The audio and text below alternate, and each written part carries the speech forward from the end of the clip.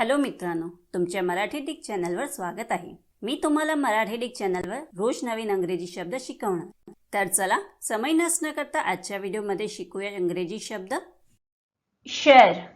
शेअरचा मराठी अर्थ हिस्सा, भाग, कंपनीचा भांडवलाचा भाग, भागपत्र, रोखा, कामातील वाटा, वाटणे, इतरांना सांगणे, विभागून देणे, सामायिक असणे, सर्वांच्या मिळून असणे, भाग घेणे किंवा सहभागी होणे होत आहे।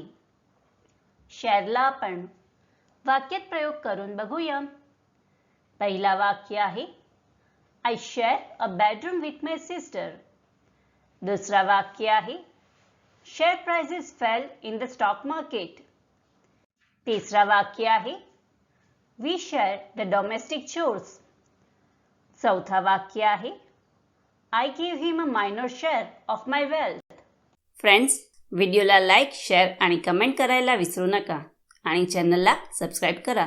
Thank you.